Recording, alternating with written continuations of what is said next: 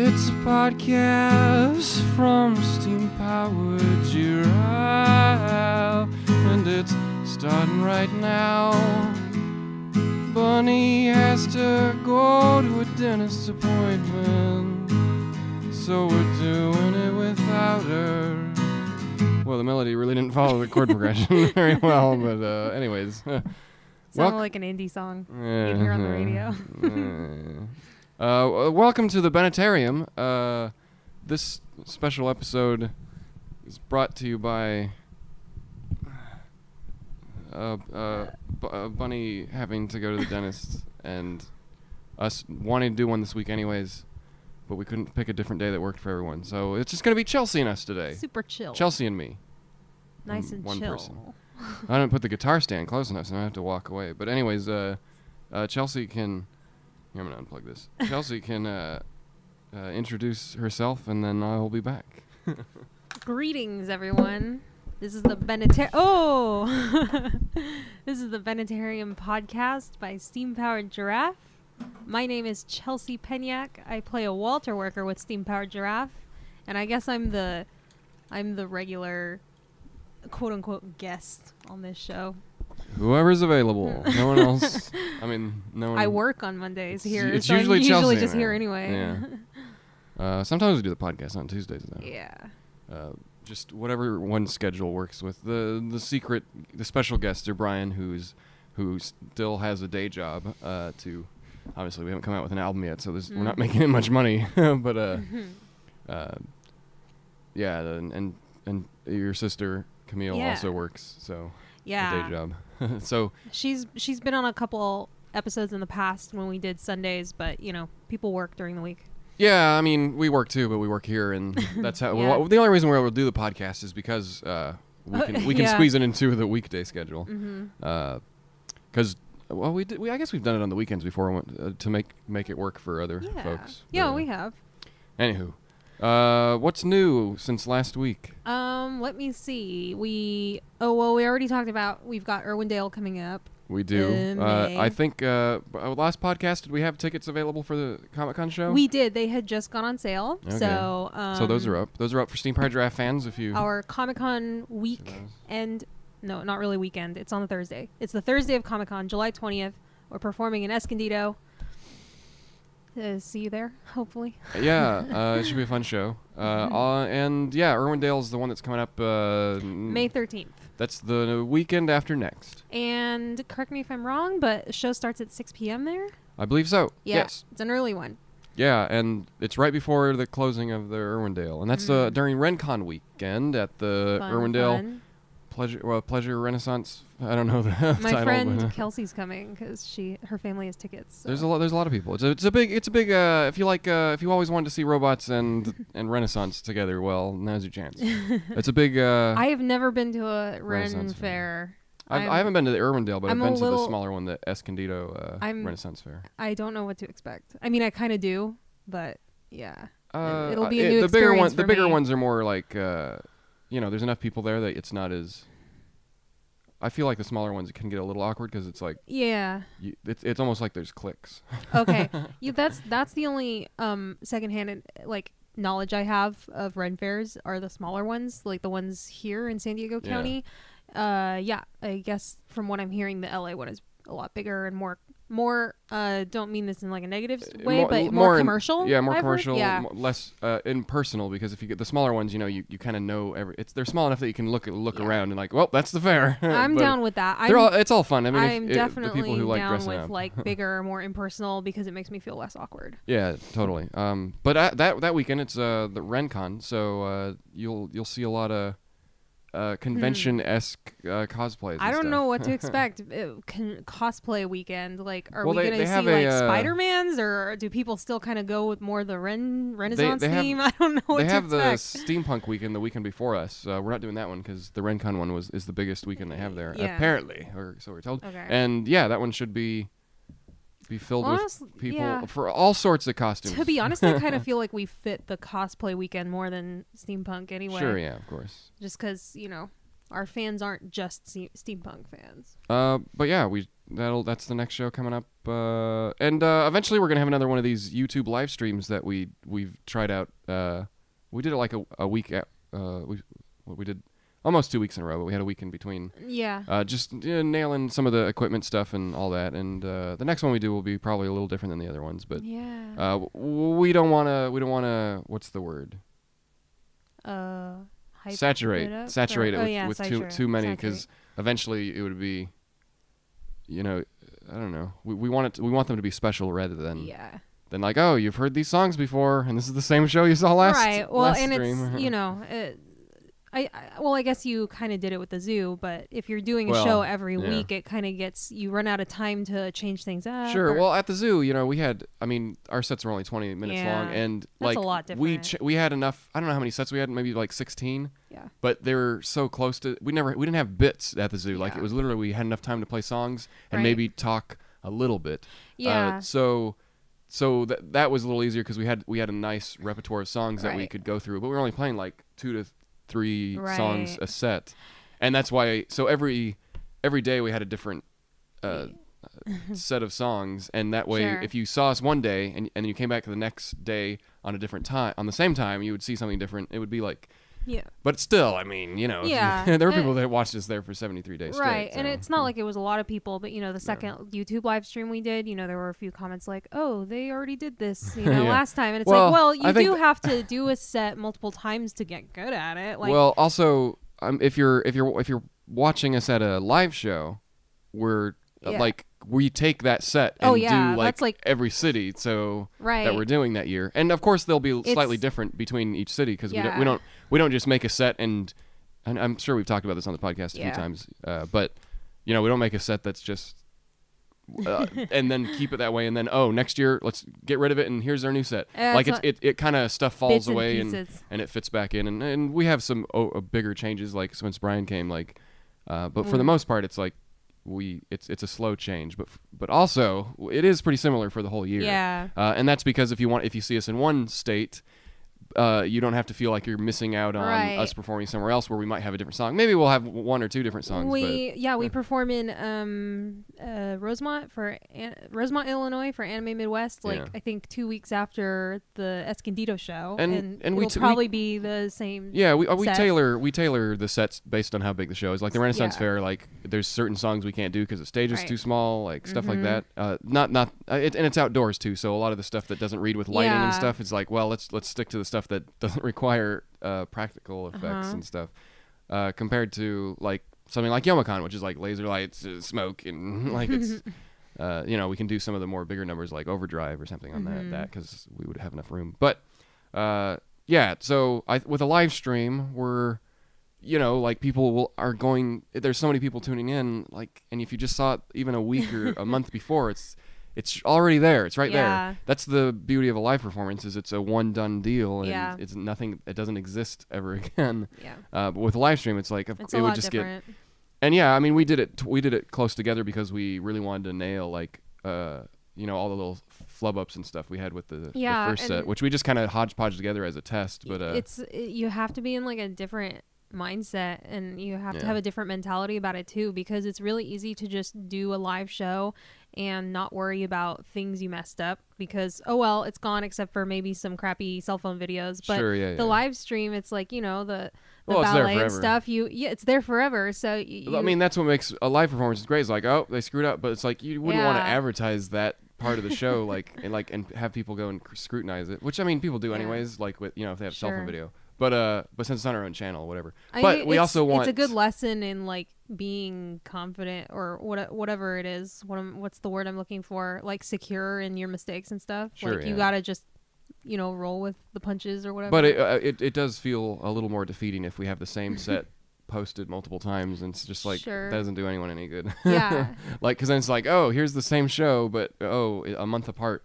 Like people in different cities really don't know or care that it's the same set all year, but people on YouTube are, probably... Well, it's a little different because we're straddling the line between like, a theater act and a band. And, some bands, it's like, oh, we have a whole entire repertoire of songs we can pick from. But for us, we have to actually rehearse the cues, and Steve has a lot of levels and stuff that, that need to carry over.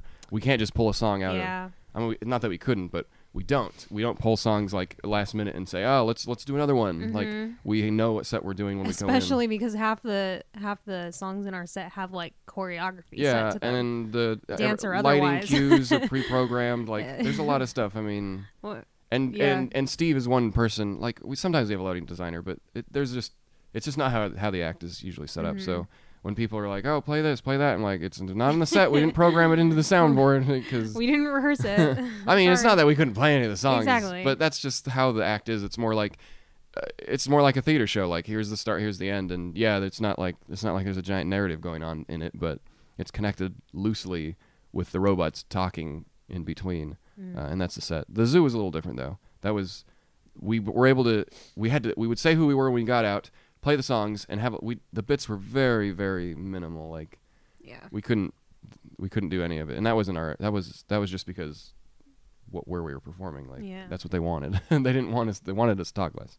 And most people probably want that too, especially if you've seen the zoo stuff. Because if you're used to a band, like a lot of people aren't showing up to hear robots talk, but a lot of you are, and that's who we're catering to. So, and ourselves, because that's kind of what we enjoy. Yeah. But for the next live streams for YouTube, we definitely want to make them special. So, like, if we had to come up with one every other week, like it would be impossible. We'd have to drop everything and especially because of schedules and stuff. I mean, it would just be, and it also doesn't help our live show that we actually perform not on YouTube, because that set would stay the same and be different than the one that we're in. We'd be rehearsing two different shows. Yeah. It wouldn't make sense. So us rehearsing right before a live stream for a special thing, like, not even though as an example, like, oh, here's our Valentine's Day YouTube stream, and then it'll be loosely Valentine's based, and it'll feel more like an episode of something rather than oh, here's this show they're doing this entire year, and we'll see the same thing next month. Like,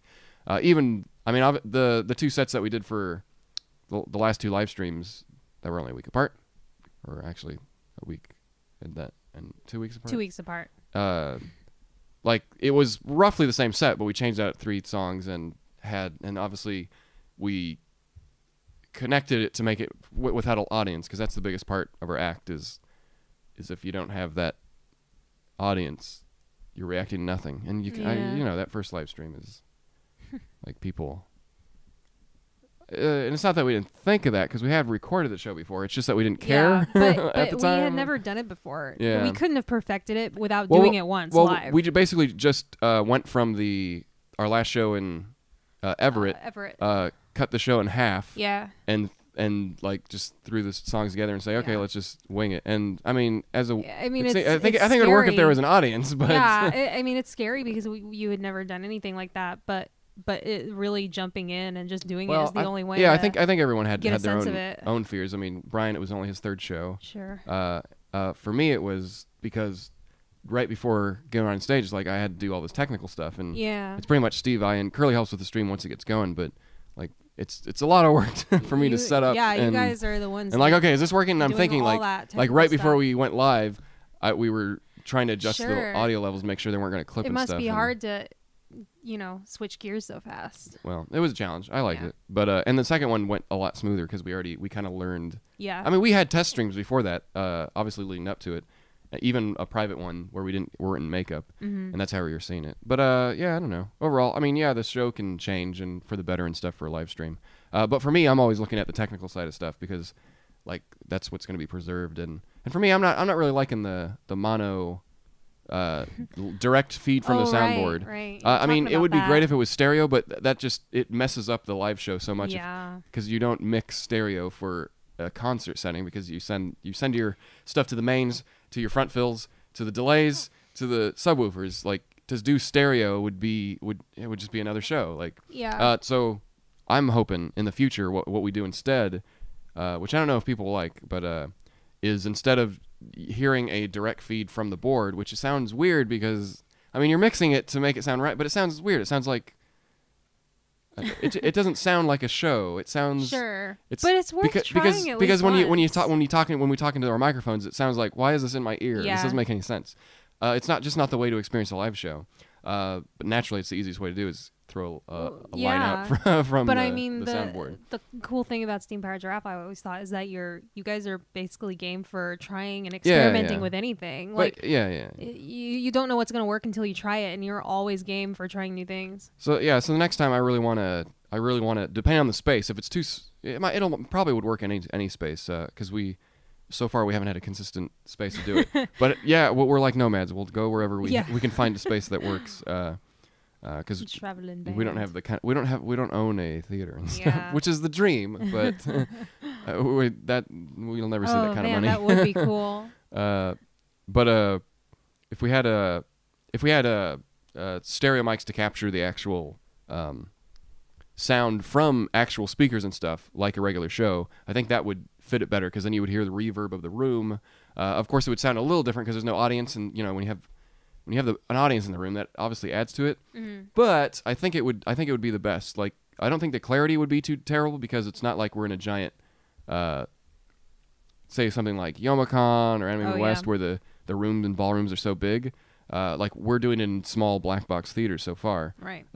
And I think it would benefit the sound to actually capture what it's like to be in the audience, rather than being hooked up to the soundboard, because it doesn't make any sense. Like, it's not, because that's like studio stuff. You want to hear a voice with a microphone like this, just with the voices, and you want to hear the instruments in a different. It's like without being able to mix it like a album. It sounds wonky to me. Like, but then again, I don't know too many people who want to hear the. Like, it's not maybe on. I think that's probably how most live streams do it. Like, I haven't. Yeah, I don't know. But they probably are doing a lot more mixing on the fly. Like, anything you see like a live show, of course they're using a combination of microphones from the audience, so you can hear that, the audience, and then also any of the reverb and stuff. But then they're mixing that with the stuff from the soundboard, all the tracks separately, which is what we do for any of our live stuff that you've seen, perhaps with the Walter Robotics Expo video that we had, and then the Eternal Harp of Golden Dreams. And one was done in an actual live show with an audience, and the other one was done in a closed-off black box theater with just us recording each song individually. And we did that again for archival purposes for a YouTube concert that's coming out soon. I'm more than halfway done with it now. And when you're able to mix like that, you can make it sound like oh, you're in the room, but the live stuff, like, it's not the same, because stereo adds so much to the live. I'm excited to see that when it's done. Yeah, no, it sounds pretty good. I mean, we were all sick because it was after 3 weeks of touring. Oh my gosh. We were only 4 weeks. 4 weeks, so a month straight of flights every weekend. And we're like, let's tag this on to the end of it, because we'll know the set really well. And we did. We knew the set really well. It's just, it doesn't sound bad. It's just, you can tell that we're tired and sick. But I haven't heard it in a really long time. I can't judge. But I don't. It's not. There's only like maybe 1 or 2 songs that are like They're not really hard hitting. But the rest are like very serviceable. Gosh, to be honest, I can't even remember what that set was. Besides, did we? Oh wow, that was Me and Camille danced Hold Me. It wasn't too. I don't know. It was before Quintessential, so we didn't have. We had a few of those. We had like Starlight Starshine, but we didn't have any. The Spreckles was our last Turn Back the Clock performance. Gosh, we've been performing Hold Me for so long. It's a good one. It's a shorter one. I still, because it's the new one, I still think ballet. of it as the new one that we just started dancing, but now it's already been over a year. It's a good one though. I like that one. The Turn Back the Clock is more than twice the length. It's so long and it's really tiring. And and if we cut the song to make it shorter, it just wouldn't do it justice. Hold Me's great. We're proud of that one. But anyways, we'll get Turn Back the Clock and some archival stuff eventually. Because we didn't have any videos of. No, we don't. But we're on it. We're working on it. It's but yeah, I guess the live stream. This is a pretty good thing, because since it's only me and you, then that means I can talk more about technical stuff.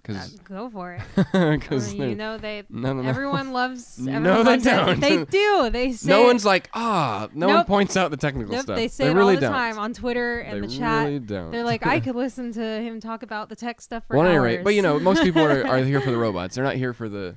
And it surprises. It surprises me. Well, I understand the the show, like not I'm gonna say I'll just say critiques, because obviously we go digging for critiques to try and like, okay, what do people like, what do people don't like, but I don't see too many critiques about the technical side of things. Yeah. And maybe it's not because we're doing it perfect. It's just because I don't think people listening to that way. Well, anything we talk about, there's way. An audience for. I Sure. know I've seen the people who say they really love these types of podcasts. I think most you know, I mean, over the 10 years, I think, or it's something been 9. for everyone. I think most people, like the people who probably do appreciate the tech talk, aren't the ones who are posting all the time. You're right. I think correct. it takes a certain type of fan that and that's the one who's really dedicated to the idea of the band rather than all of it. And I'm sure most people understand it. But I mean, it's when someone's talking about something that you're not quite familiar with, I guess it's not as interesting. But like, actually, I don't know.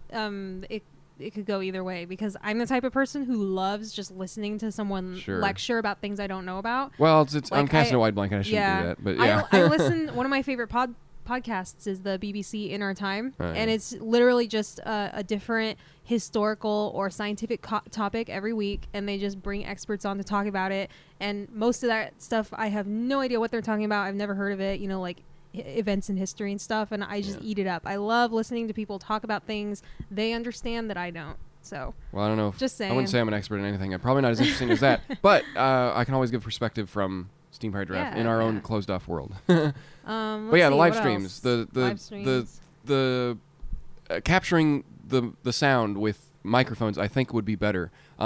Because imagine if we did those YouTube live streams just with like a cell phone and we did Periscope and it was picking up with a crappy iPhone thing. To a degree, that almost would sound better than hearing the clarity from right from the board. If only because you would be familiar with what the sound of a microphone picking up room noise is. However, that's a really crappy microphone. So just imagine that, the qualities of that, but then heighten the clarity with like some actually decent microphones that could capture the room stuff.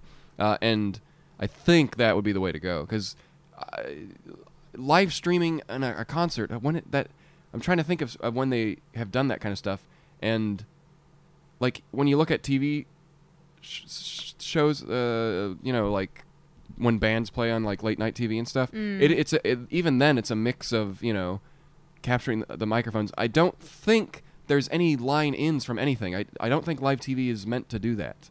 From what I know, I don't know much about broadcasting, but the few times that we're on news stations, they wouldn't let you put line outs from your soundboard. They always wanted to capture with a microphone, and that, well, for one thing, it lets them.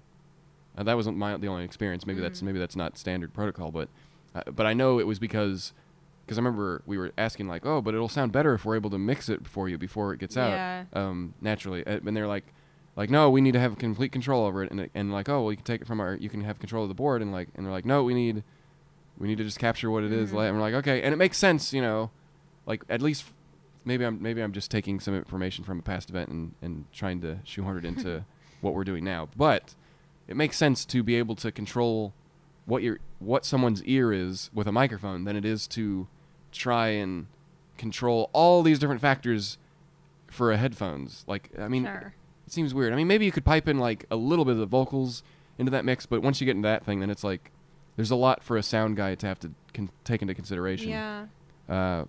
But it's not terrible. It's not terrible how we did it last time. It's just I thought it sounded fine, but my ears are untrained for it. If we were going to do it that way, the stereo would help it a lot, because right now everything's fighting center channel. Like when stereo was invented, I mean, it just opened up so much. I mean, you can move the voices just a tad left and right, and suddenly it just opens up, and stereo's an amazing thing. Yeah, I don't know how else to describe it. Wasn't the but if you're watching the show on like a cell phone, it made them so much different. Yeah, when in 2007 when they came out with those must not have been the first stereo remasters, but like I remember when I bought my big Beatles collection in 2007 when they remastered everything, they like included the mono versions, and I remember. Well, I mean, once stereo came out, like. Most of their songs were stereo. I mean, there's some stuff in the anthology where they're a lot talking about when stereo was like a big thing. They're like, let's go listen to the guitar, and they'd walk over to the other side of the living room to where the guitar was But I playing mean, in the left or right what do speaker. people prefer? I don't, because like mono is absolute. I mean, but because I remember like they obviously included those for like audiophiles who were really into like the older stuff. because that's But all I remember that was listening available. to like a bunch of the really old Beatles recordings of like "I Want to Hold Your Hand" in mono and being like, why would anyone want to listen to this? I mean, that's just what it was at the time. I think a lot of it is nostalgia. Yeah, of course, because that's just how it was. There wasn't a way to do stereo. That's how they remember hearing it as a kid. That's really powerful. But for now what is mono is like this podcast. Like the first time we tried to do this, we were we tried to do stereo, and I realized that didn't work, because if you're in a car, you really want it to be mono. It doesn't really make any sense to.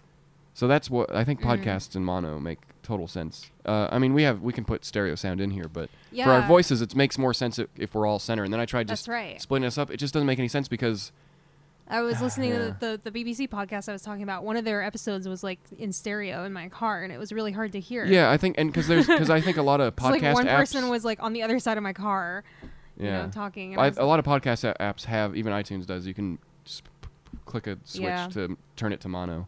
I'm gonna make sure this is podcast recording because the window's not showing. Okay. But you keep talking about whatever I was.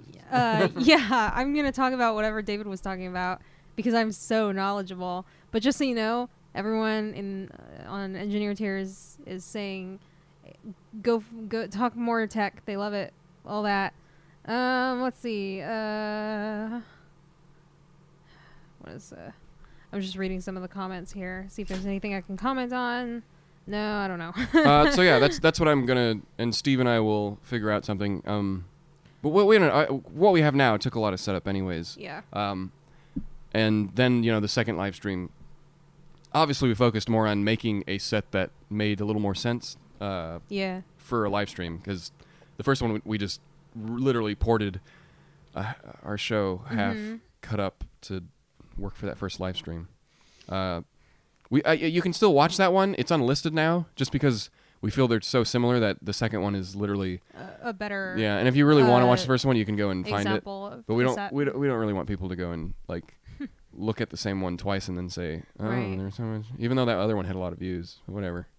It did. I can't really think about. It's too hard to think about it in like, oh, this is a test, but it was like one of those things where it's like, oh, people aren't going to like this the second time around because the people who watched the first one will be like, oh, this is terrible. Why would I ever watch this again? So naturally we're we're hurting ourselves, and we're also trying to pave a way. But we all felt more comfortable with it the second time around, and we thought that was a better portrayal of the act. But I mean, the internet is so, like, once you do something for free, it seems so easy. And it's not to say that, it's a lot of hard work. It's just, it's a technical feat more than it is like hard work. Of course, we put in the hard work for even a live show and stuff. But for the technical feat, it's like, there's a lot of stuff that you would just take for granted if you just saw it. You see it all the time. Like, there's a lot that went into that. But that's not to say like I feel bad for us. It's more like it's not the shortcomings are because of how it has to kind of be put together. So it's hard to trim all the fat off of that stuff, I suppose, for the first time. But I feel like that's just how the internet is. Like, if we were able to do a live stream and it just went away, then maybe it would be different, because then it wouldn't be as such a. But since we archived it and stuff, it's like people were watching it for that 2 weeks before the next one came out, and like that. I mean, I don't know. We talked about it a little bit, but basically, it's like Bunny and I didn't want to go outside anymore. Like, we didn't even want to do Steam Fire Draft for a few days because it was like, okay, it's very overwhelming. The messages and stuff, the emails and stuff. And I mean, critiques are one thing. We probably talked about this a little bit, but yeah, we have. But but like that was just like, it was too much. And I mean, critique is one thing. Like, after a show, we'll get an email or something that says, I didn't like this, or someone will say something like after a show, but it's not like everyone can get butthurt, but. I don't think it's the astronomical amount of. No one minds hearing someone say, "I didn't like this." The end. But when they you should do this. You should do this. When they write you a novel about here's how you can get better, and you're like, "What? Are you my peer? Do you have a band too?" Well, that's what it turns into. And eventually it's too much. Insulting. Yeah, and I mean, it's not, and it's like, oh, I really love this. I love this part. Like, it's less about breaking down people's critiques and like, this is how you should critique people. And more about that, I think the people who, maybe it's... It's just weird because I got the critiques and we took those and we're like, okay, yeah, these are in line with what we thought, the same thing. And then you saw other people that were like, pretty much they're like they like were trying to rewrite the show or something. Sure, like, yeah. you need to get rid of this person, bring in this. It just was so like, no, that's not even helpful. Those are like really weird, insulting comments. Yeah, and we got a lot of those. Considering, I mean, we got a lot of more positive stuff, but we got enough of the other ones, and I don't know if that's like, is that a lesson to learn? Like, I think because we did not get the second one, we did not get the same amount of feedback like that. No. Like, it was generally positive, but yeah. We got positive stuff for both of them. It's kind of a weird. It's a weird thing to explain to anyone being in that position because we've never been in that before. I mean, we've had terrible shows and people say, "Oh boy, that really sucked," But that's been. I guess we haven't had. I can't imagine a really terrible show in the past few years. Like, all of them have been. I can't serviceable. really think of any in my time with you guys that stand out as bad. No, I mean, just because we usually rehearse and stuff, and of course we rehearsed that show. But Bunny had some flat notes on 2 of her songs, a lot all the way through. But technical stuff, it's gonna happen. Unfortunately, if you can't hear the song, then you can't sing it correctly. But I think more of the other stuff, I think that's more the internet. Like, it definitely was like.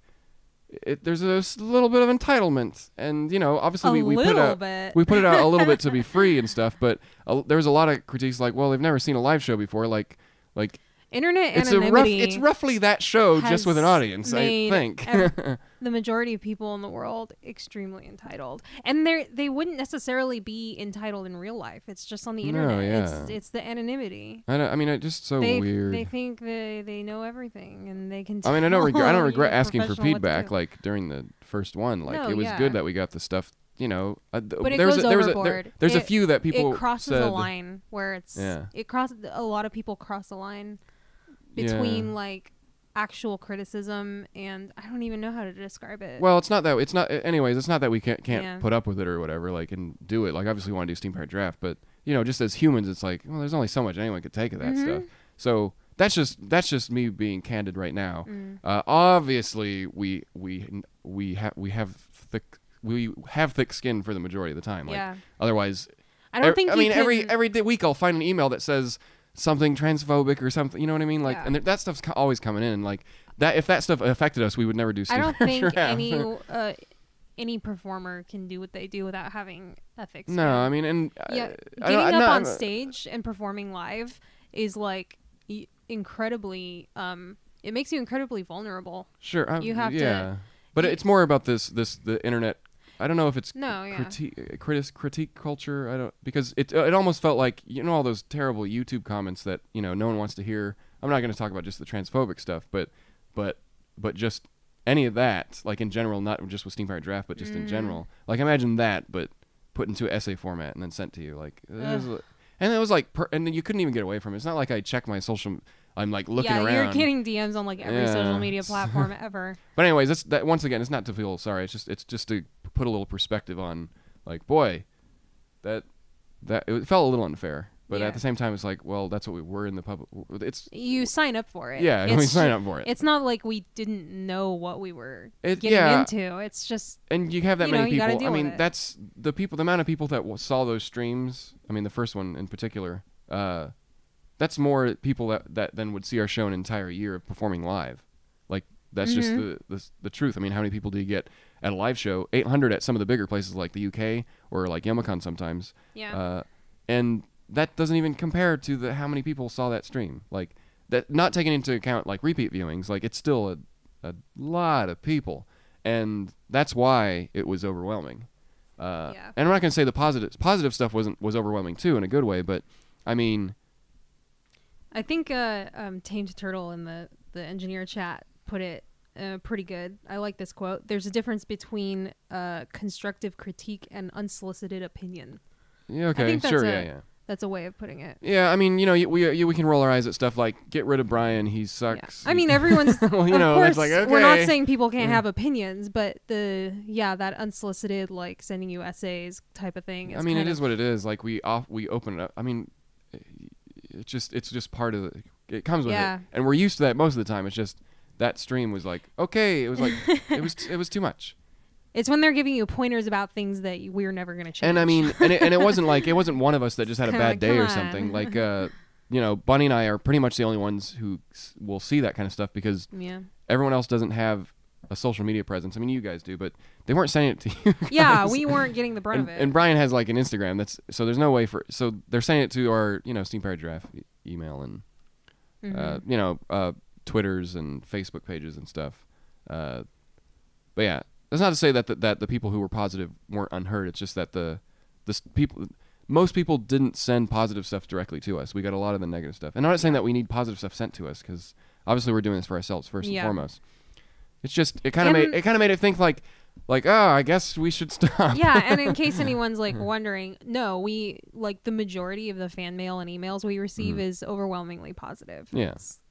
I'm just talking about this one incident with the streams and stuff, and it's just so weird because if we didn't do the stream, the internet can't compare to real life because the amount of people who can tune in for a live stream is tenfold compared to the amount of people that will show up to a show.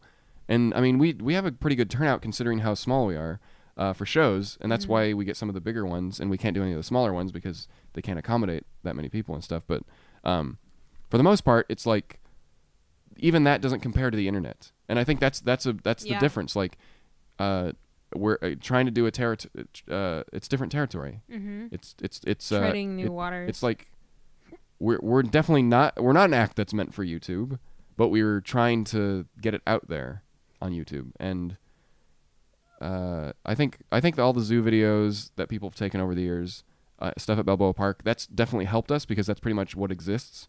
And the stuff that we put out, I mean, it's obviously higher quality than a cell phone video, but it doesn't compare to the amount of people that have posted online with the zoo.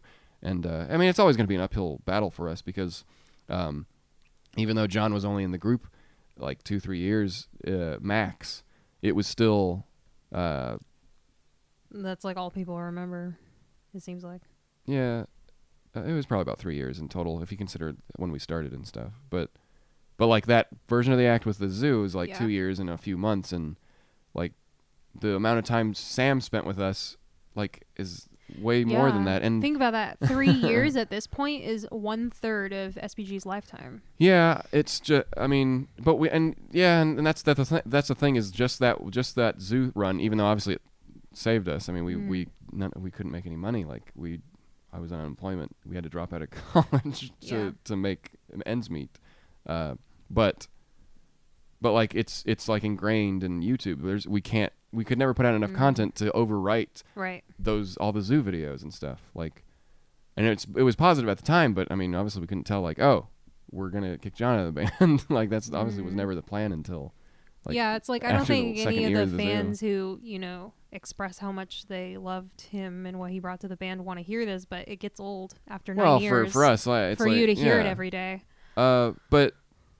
But also, and once again, it's not like, oh, feel sorry for us. It's just it's the thing. Like, okay, yeah, it happened. I want to think about it as positive. Like, oh, I liked it how it was back then. It's like it sucks it didn't work out, but you also want to like move forward. Well, what else are we supposed to do? The act and But at this point, it's like it's less. There's nothing for us to get over ourselves. It's just like and new people who come in, like of course they're gonna have questions. There's always gonna be. But it's just that there's so much.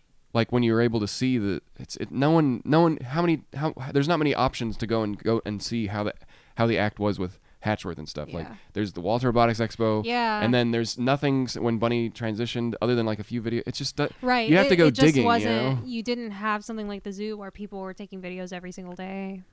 Yeah, and I mean I don't know if that's a good or I mean it is what it is. It's not like we had control over that anyway. So but just that. Even us putting out a video, which we're trying, I'm finishing up the last, so we have an iteration of the act of each, pretty much. And it always comes out way after the act has already. I mean, changed. it is what it is. I mean, I'm one person. That's the problem. Yeah, no, but it's like archival. And I don't want to pay anyone else. Yeah, I don't have to pay myself, right? So, obviously we get offers for like, oh, I'll help you out. I'm like, okay, like for one thing, you have to be better than me, and I'm not very good, but I definitely, you know what I mean? Like, like that's how it is. Like, oh, we don't want someone in the band who. Like they have to be a better something than us. You know what I mean? Like, like I can't do merchandise. I can't do ballet. Like I can't draw like customer service. I can't sing like Brian. I don't have. You know what I mean? Like like we always want people, like I can't play as good a guitar as Mike. I can't play as good as guitar as like Sam, the bass, like that. So it's always like, what, Yeah, you're trying to round it out and make it the best thing it can be. Yeah. So you have to, when you're looking for coworkers, you got to look for people who have something that you are not bringing to the table. I mean, and that's the thing is, it's because, when you're creating your own thing, when you go in and you're like, because we've hired other people, and of course we hire the people that, like, I can't draw, so of course I'm going to hire someone that we like the art of, and if it's something Bunny doesn't want to do or Sam doesn't want to do, then we go out and find our other friends, friends, work acquaintances. I mean, they're all kind of jumbled together nowadays. But what about like just someone say, oh, I can do this stuff. And it's like, we're not looking for interns or something. Yeah, and we get a lot of requests with that. I mean, it's appreciative. I like that people are interested and would love to work for us. But I mean, the main thing is like, the people we're looking for don't want to work for us, probably, because they're doing their own thing. Yeah, and they're talented. I'm not saying that anyone out there isn't talented or isn't budding, like, but it's just one of those things it would never be worth it to us to invest in someone's talent. We're not that big. I mean, I'm sure we could find something for an intern to do, but really there's not much. If we were a giant corporation, of course it would benefit us. It'd be like, if we were giant. And then that's what I'm saying. In a few years, that person would be like amazing, like at their craft. The size we are now, there's really nothing for anyone to do. No, it'd be like we're handling it all ourselves. It's just enough that I can do it. Yeah. But I'm still like, I still can't push it out as, but the only way we could push it out more is we have to throw more money at it. Exactly. And even if that's a small amount, catch-22 or whatever. But I think so there's probably some people. There's people over the years that have been, because we're receptive to it. Like there's a few fans over the years who are a little. It almost seems frustrated that we don't enlist the help of the fandom or something like that, or someone who's. And it's less about like and of course we do like we have outsourced some stuff. It's just we don't make it public knowledge. It's not a democracy. It's like you won't know about it. It's just we contact the people that we will hire. If we do that, but because what would be the point of announcing all the collaborations? This person's working on this thing with us. Yeah, like, especially if they come from the fan base that creates. You don't want drama and stuff. You don't want people to point fingers and accuse you of playing favorites. I think we've all seen that happen. I mean, there's multiple things. There's 6 people in the band, and we have a private contractors. There than more than just 6, but the main 6 travel with us for live shows, and then within that, it's me, Bunny, doing all the business stuff, and Chelsea helps out with all that. But like Camille doesn't. She'll help like pack like when an album release comes out. When we get big shipments of merchandise, like apparel or CDs, I will have her come in and help me. But mostly it's a very small team of us doing the day-to-day stuff. And like Steve pretty much only does live show stuff. I mean, he's helped out on the albums for like when we're like, oh, can we have your voice for SogXCon, or can you want to sing this part, or oh, Sam wants you for his do a French accent for this, or Well, I'm not taking a phone call during podcast. Anyway, I was trying to think if there's anything new that's happened since last week. Maybe I don't know if you wanted to talk about the Discord. Oh yeah. So anyone out there listening probably knows, and if you don't, we'll explain it. What a Discord server is. It's basically I didn't know. It's part social media site with text-based channels and a server, and part voice chat server. So imagine like if TeamSpeak and a chat room had a baby. I mean, it's roughly like TeamSpeak or something like that.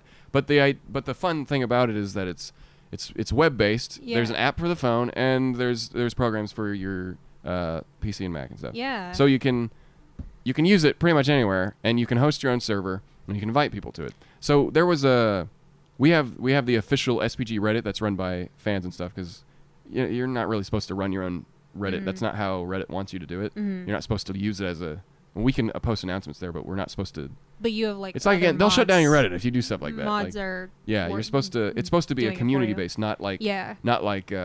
Corporate, like. You know, people. Like I know what you mean. Like. The subreddit for Apple is not supposed to be run by Apple. Exactly. So makes sense. So that's like, it's a hands-off kind of thing. We're part of that the SPG thing, but we keep our distance because it's supposed to be a community, and it's small, but we like having presence everywhere we can. So there is a Discord for the Steam Powered Giraffe subreddit, and you can find that if you go to the r/SPG. I think it's SPG. Or maybe it's no, it's r/theme-powered giraffe. Is it? I'm pretty sure. Gosh. It's not SPG. Wait, SPG is like some hotel chain, probably. Oh, it is because I noticed. Well, I don't know. I don't know if it's on it. There's a Reddit for it. I don't know what? I think there's both. I run into a lot of pictures of hotels when I'm looking for stuff on Tumblr because SPG means Star Wars preferred guests. Yeah. So we don't have the monopoly on the acronym. But yeah, I think both of them go to the same place. Or I think the slash or r/SPG also goes to our Steam-powered giraffe. Anyways, so we created our own Discord server that's official that we could run. r/SPG. I think there's. Are you sure there's not also r/Steam-powered giraffe? I would have to check. Okay, wait. I just have it saved like in my search as SPG. Well, at any rate, so the Discord server, we created an official one that's not fan run. It's actually run by Steam-powered giraffe, and that's not to like encroach on the subreddit. The Steam-powered giraffe one looks. I think it's different. Anyway, SPG, r/SPG. I guess. So yeah, so the Discord server, you can find a link. It's kind of hidden right now because we don't have too many links on our website. Our social links are just buttons when you go to steampoweredgiraffe.com, but you'll see a little Discord icon. If you don't know what that looks like, it's like a. Kind of looks like a. It's like a. What is it? It's like a. It's like a little alien. A view. What is that? What's those? Viewmaster. It looks like a Viewmaster. It does. It looks like a Viewmaster, like two round eyes. Yeah. So if you click on that, there's a link to the Discord there. If you're an engineer-eteer and you're watching the live stream, I put up the link in the community section on the left-hand bar. That's official Discord server. You can also find it on.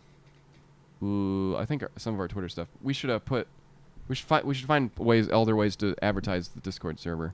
Maybe we should put something on our website that actually reads out the links, because I mean I like the social buttons. It's like Facebook, Twitter, Instagram, super iconic buttons. But if a new service comes out, no one's gonna know what that is. So, yeah, maybe we'll put a link page or something. Let's just make our bar even longer, but we probably should.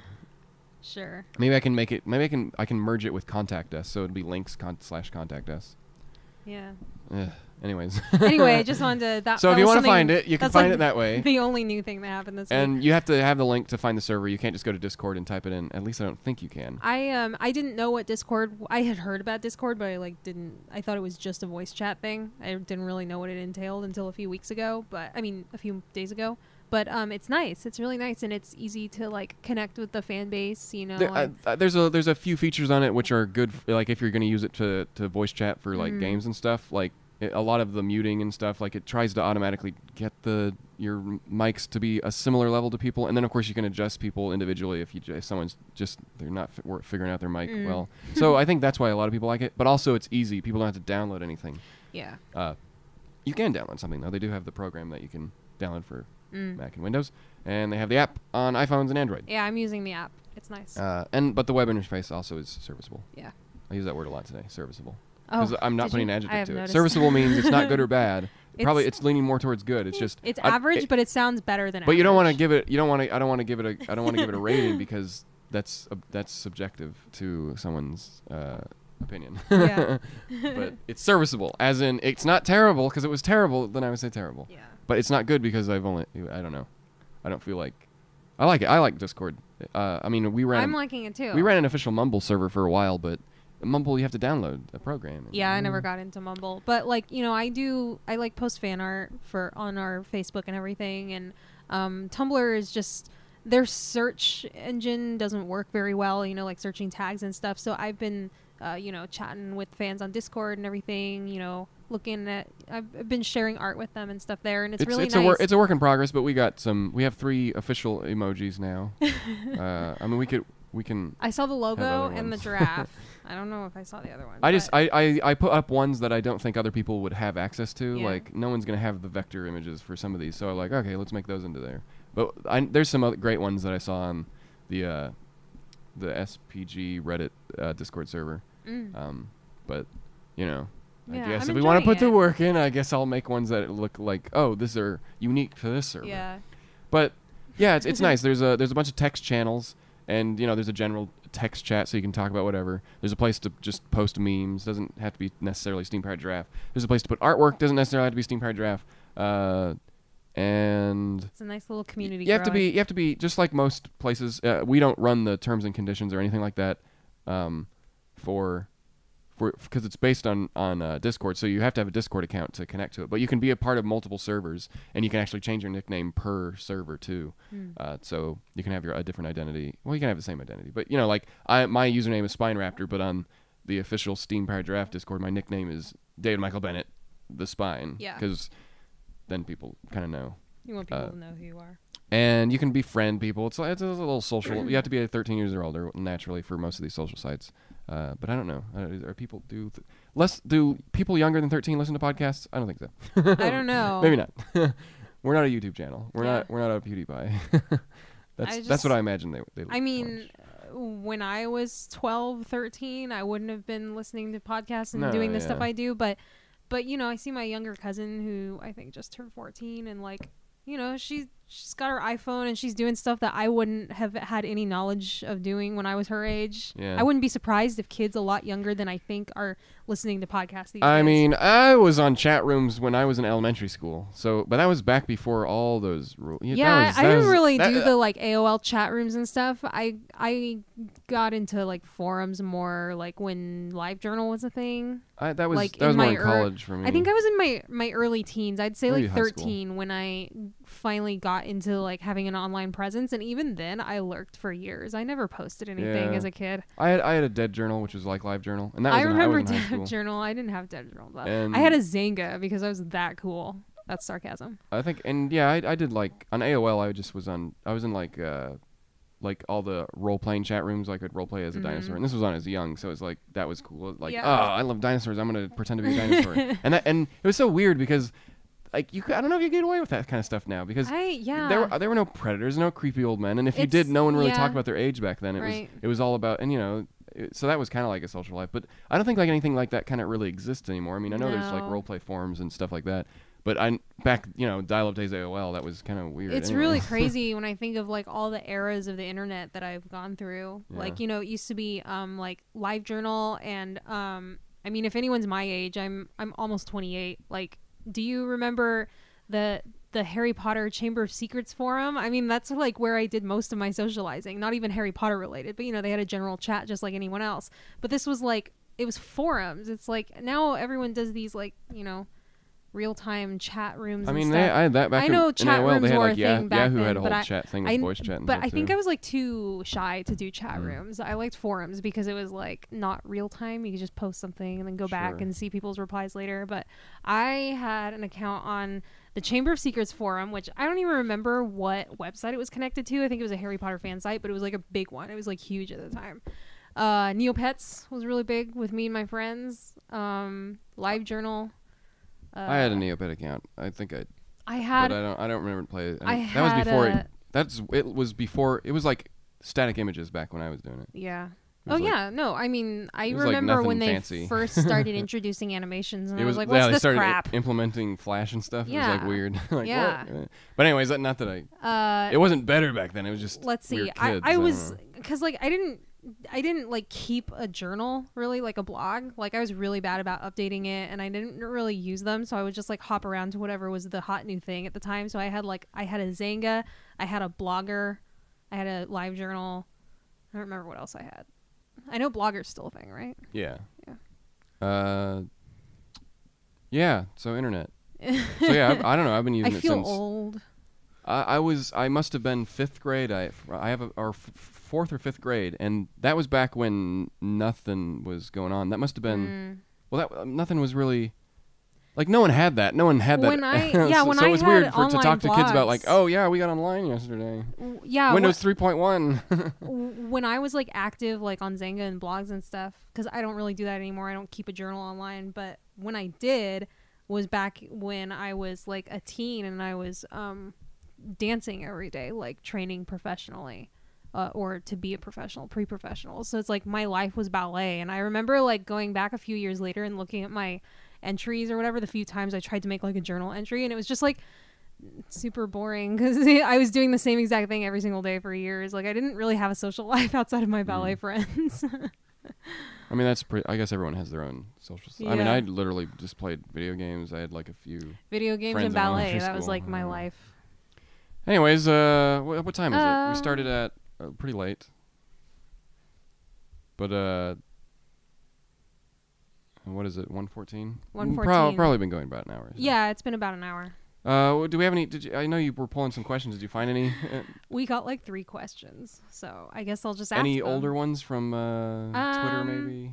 Who knows? What about the Discord? Anyone? No, I don't know. Oh, I could ask. I could ask the Discord. Or is the Discord not Engineer-eteers? So it doesn't really help. Yeah. There's not too much. You know what would be really cool is I pretty much did everything last week. They have some API stuff with like Patreon and like Twitch subscribers, and you can actually like sync those with Discord and let those users have like their own like chat in Discord in your Discord server. But unfortunately, like it would be cool to have that with Engineer-eteers, but unfortunately there's nothing that exists to access that API. Like I have to do it by hand, and I don't think that'd be worth it for the amount of for the 16 people who show up for the Engineer-eteer Bennettarium podcast. And plus, then we'd have to like monitor it. So therefore, if their subscription expires, it'd be like, okay, now we have to like take them, change their roles, and yeah, it's probably not an API that's gonna ever be implemented. I'm just like posting a few places to give us questions. I only have like 3 from Twitter at the moment, so let me just ask you.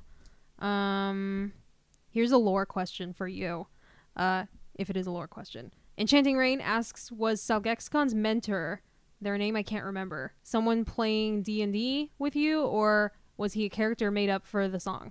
It wasn't made up for the song. When I first started, like my first, I played D&D before, but my first like serious D&D session where we was with Steve like years ago, back when John was still in the band, and we kept that session going up until Sam joined the band, and because I mean it takes a while to get everyone together, and we played for years, and then that was 4th edition, and when 5th edition came out. Then we started a new campaign. We never even got to max level. We were close, but we never got to. Anyways, no, when we first started, we had to make a backstory, and everyone else's backstory was kind of lame, and mine was like pretty elaborate. So I wrote the backstory up, and then like a few weeks later, I took that backstory and made a song. So I changed it for the album version because I was like, it was funny because like I referenced that in my backstory when I read it to everyone, like in game or something. Oh yeah. And I would say, and yeah, Lepidextrus was the mentor. Lepidextrus? Yeah. Cool. So basically, I wanted names that sounded like. I couldn't remember if like you hear his name in the song. That sounded like prescription drugs or something. That's the idea behind the Salgexicon or something. And Lepidextrus. And his arch nemesis Uberanax, which is the least they all have creative one. They all have X's in their names. Someone thought about something. Yeah, but no, that's the least. It got progressively less. It gets hard. It's hard. But anyways, yeah, Lepidextrus. But I took that out of the lyrics for the quintessential one because it, making a steam power draft song like officially, it's like it's just a reference that no one would get. Like, so I just said as his mentor. It just serves the song better. Yeah. But if you want to hear the original, it's plays during the credits of the Quest for the Eternal Harp of Golden Dreams steam power draft film thing, just because we have some of the Salgexicon characters like in the opening sequence of that. Just to be funny. Yeah. Are any of those characters ones that you mentioned in the song? I'm very unfamiliar. Yeah, Steve's. I've seen a few clips of it. Artistic Magnificent is Steve's. Okay. That's literally just his character that when he did Ren Fairs. Yeah. That was his character. He did a Nice. bunch of like the sword fighting stuff, not the rehearsed stuff, but like actual like hitting each other with metal things and. Like not rehearsed stuff. I don't know what the difference is, but you see the choreographed stuff is cool, but then you see them they're just wailing on each other. That's what he'd like to do. Yeah. And Sam's character, the dwarf. Wasn't he one of the he was and more recent characters that he did? No, he was his first D&D okay, character. I don't know. But Scourgeworm, the dwarf, and in the DVD he's just a human because obviously we wanted to like we can do it like we could do Force Respect, and we're like no we can't we cannot do that. Get really into it like Peter Jackson style. Yeah, I mean we had a film friend I'm not his friend anymore, but help us out to do that, and we didn't get too ambitious, but it actually wasn't many moving shots either. But whatever, it's what we could do. Yeah. It's not like I'm a film major or something. He should have known more. Well, I've put my tendrils out on multiple sites asking for questions, so they're slowly coming in now. But yeah, I mean, I could just ramble on about technical stuff. I don't know. Yeah. But it's not really a topic we have. I mean. Here I'll ask this one from Engineer-eteers. Mrs. Murder asks, "Are you planning on maybe doing a collaboration with The Cog Is Dead since you did a song on one of their albums?" Yeah, we have that kind of. There's nothing pending, but No, we definitely we can call that in. We have a good we have a good like working relationship and with them. we had a song in mind, but we never put it on any of the more recent albums, Quintessential. And by the time that we did this one for Cog Is Dead and got that going, we had already pretty much finished what is it? Vice Quadrant stuff. So yeah. we obviously weren't putting it on SteamWorld Heist and stuff, so Quintessential maybe, but yeah. And who knows, it might be end up being a different song, but there's no rush for us just because we don't put out an album. It's probably not going to be the norm that we're going to put out that many albums so close together. Like that, yeah. I mean, Vice Quadrant we had planned for years, so it right. wasn't that we worked on it for a year and then released it. We had it going, and it just naturally, we're finished. We're going to have it this year. And then, of course, SteamWorld Heist was all dictated based on when the game was going to drop. Right. So that's why that came was out like so soon. Yeah, that wasn't like we didn't pick that release date. No, in fact, we finished. It was quite a busy year for us. We finished the SteamWorld Heist album well before Vice Quadrant was done and released, and we were just sitting on it. Because I mean, we wanted to make sure that they weren't waiting on us, and they were done with the music, like they knew what they were going to use. And of course, it takes a while to polish a game. So yeah. So that's why I don't know. And that had been in because I mean, ideally, we're like, nope, release it next year because we just came out with works for quite a while. Yeah. Like it's weird for me to think because I've been working with Steam Powered Draft for April 12th was my 3-year anniversary.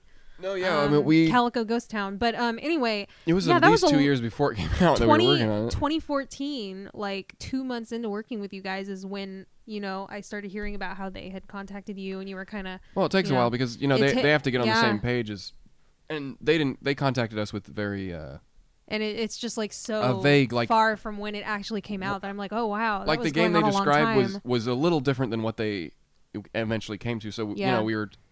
They needed to make sure they had what they knew that they were going to have, and of course we created a lot of content that wasn't going to be used. And if you're an Engineer-eteer, you might want to do a search. It's probably hard to find now, but there's a search for like some of the, I don't know. There's some of the pitches that because we would send stuff to them like, okay, what about this? Do you like any of this? As a way to kind of judge like where they wanted to go, and they had their own team, so some people would like one thing and other people would like there, and then of course one person would have to make the call like, no, we're going with this. So it was interesting because we did that first, and then when we worked with Gearbox, it was kind of like that, except like they have so many people and we have one and contact. It happened like really fast. Oh, it was like it was like a week, I think. Well, let's just put it, we're not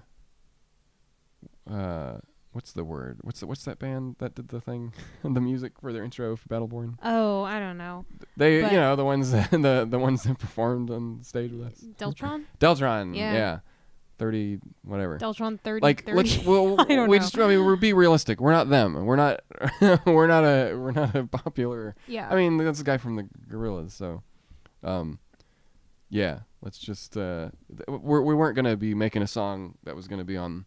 I mean, we pitched them a bunch of different ideas for their. I just meant that like because they were a much bigger company than the one we had worked with before. It was amazing how fast they worked. Oh yeah.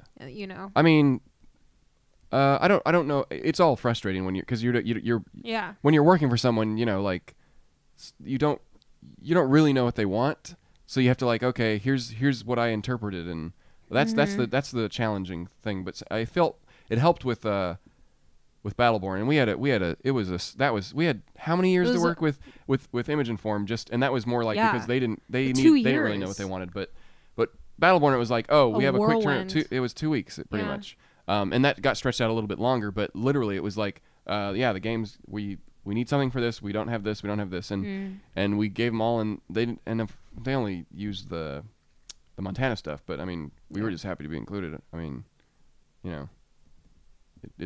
I feel like it was probably more of a favor because they liked our stuff, but it's like we were not Deltron. They weren't going to use our opening stuff for that, and unfortunately not NDAs and stuff, you'll never be able to hear the other stuff that we did for Battleborn. And all of it was incomplete stuff. They were just pitches. We never actually went in and recorded anything else for that. But you can kind of, it's always fun to like, oh, it'd be cool to share that with everyone. But I mean, 10 years we'll be able to, Yeah. based on the NDA, which is pretty standard, it seems like. But for Image and Form, because it's more independent stuff, we could share that. We could share all those kind of stuff that didn't make it. And most of that stuff that you hear for the SteamWorld High stuff, if you're an Engineer-eteer, is just they wanted us to do like the background music for levels and stuff, and we started doing that before they actually had the levels and stuff completed. But so we made like a wide variety, like, okay, here's this stuff, and we can change it to be whatever. And they went with way more subtle stuff. Like all of ours, like, it felt more like music, and I feel like maybe the in-game stuff for them was is more like ambient. Yeah.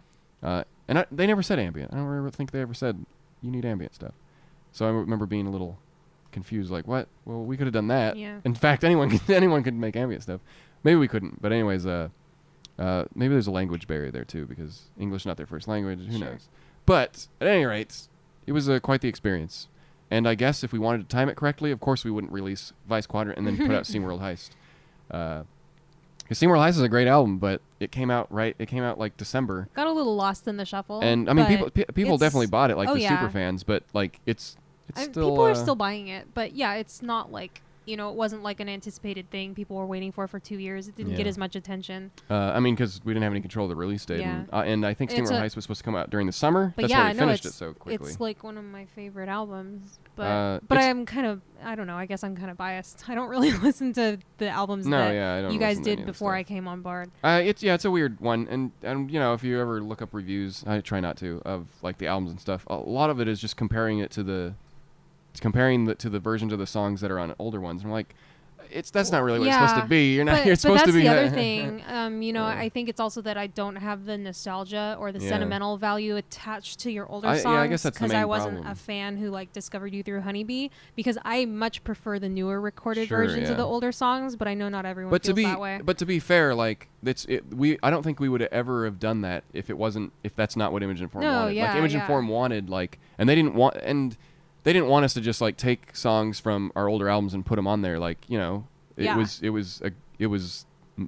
to be like, what if these songs are sung in this game? Like, that's the idea. Right. And we were like, oh yeah, that'd be kind of cool. Like, and some of the songs sound similar, but we went out of our way to make them unique. Like AEH is more like a campfire song. That's how I kind of imagined it.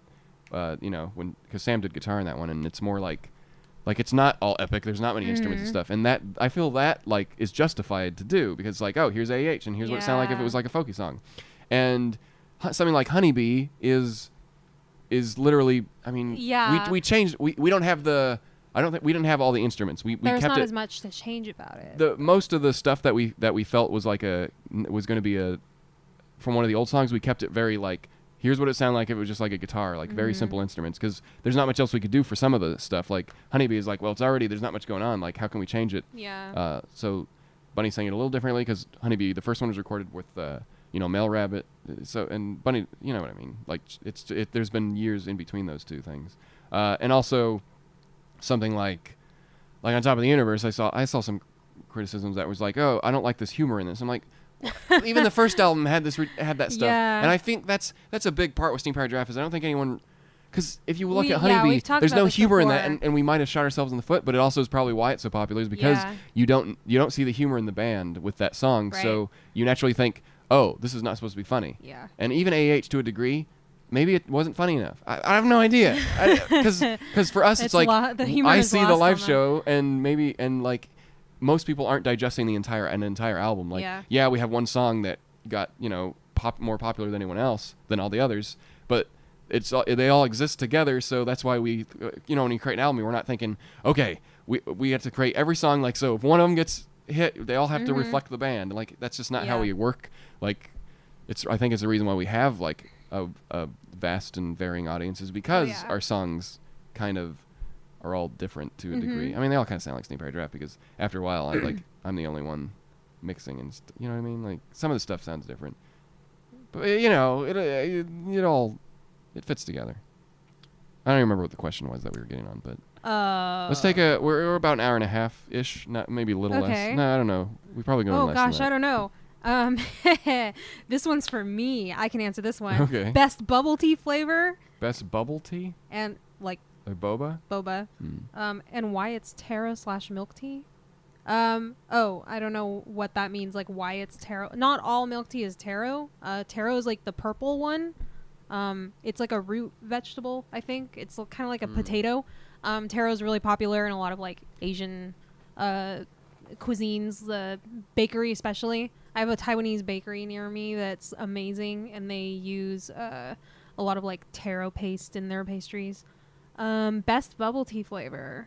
I don't know. I like them all. If you have any boba places near you, if they have winter melon, I highly recommend trying that. It's amazing. It's a white gourd. Once again, it like grows in Southeast Asia, and you see winter melon or white gourd in a lot of Asian tea shops. So try winter melon. It's really good. I don't like tea. I like smoothies though. They have those sometimes there. But I don't know. Yeah.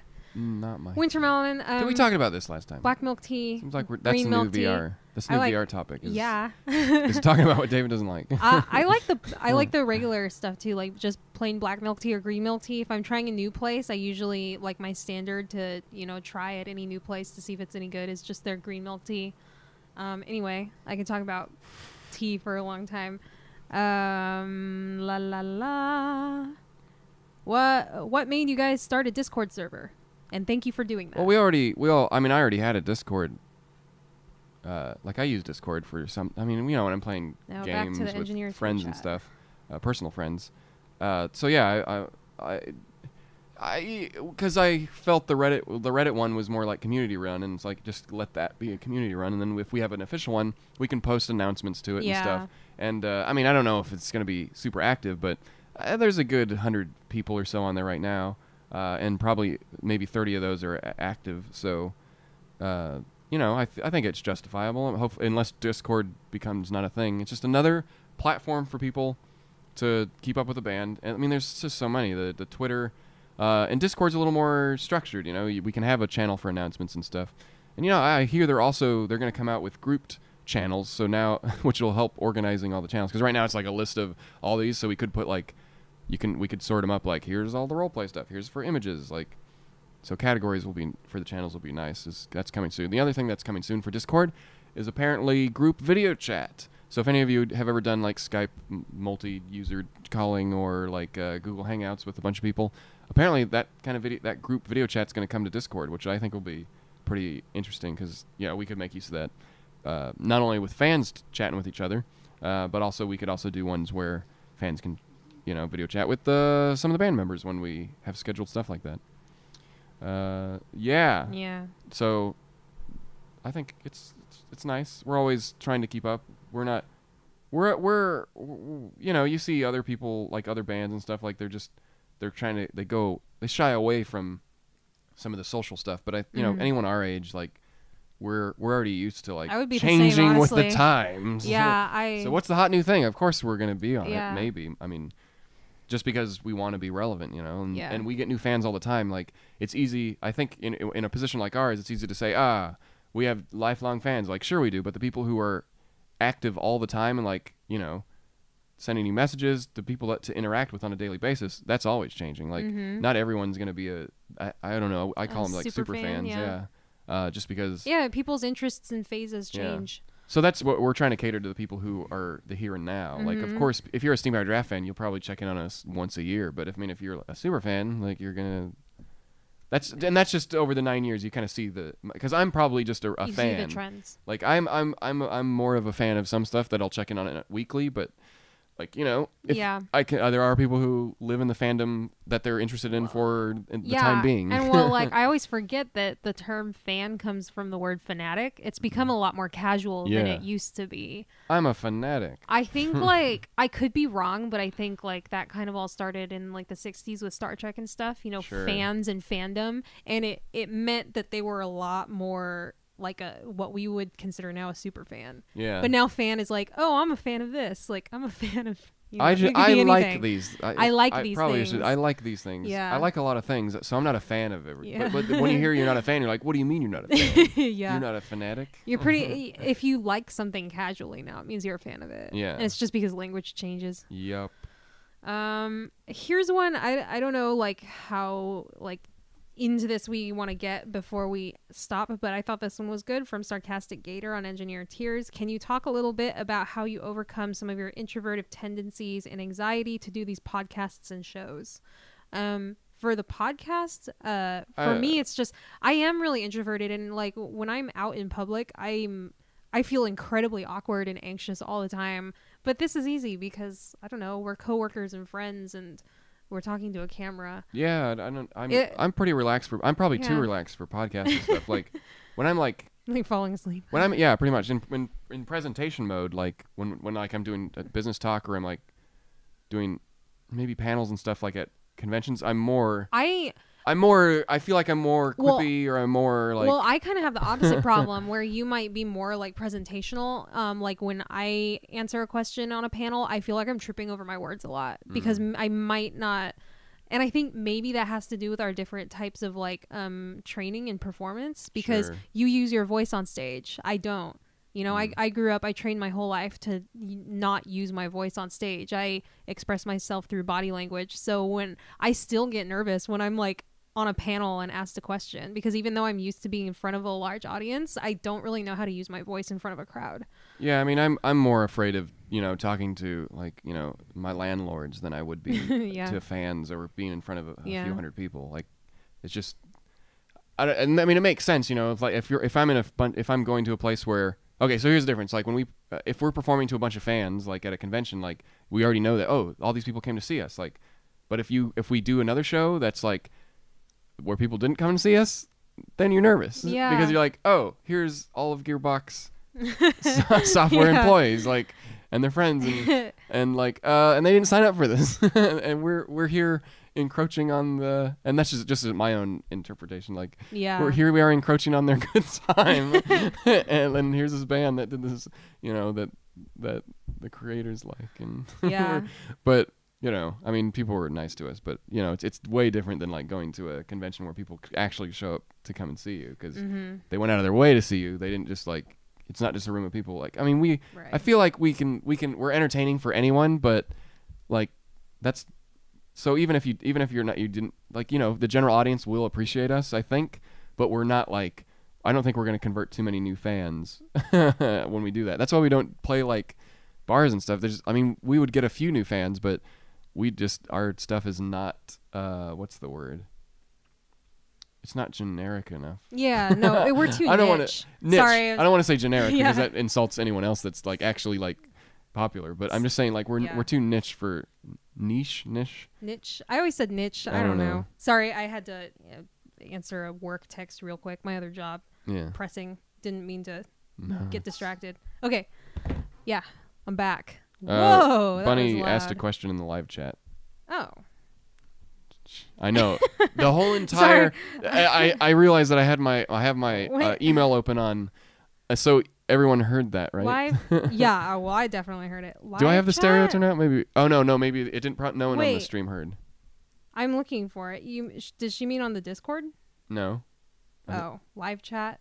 Probably on the Engineer-eteers site. Oh yeah. I didn't even notice. I thought it was someone else. Okay. Isabella Bennett asks, I would like to know David's favorite character from the Disney Pixar movie Cars and Cars 2 respectively. The credit sequence when the movie's over. But actually that's even though that's supposed to be funny, it actually doesn't make any sense, because it's like, well, that means you sat through the whole movie. And I did. I sat through both of them. I don't like any of the characters.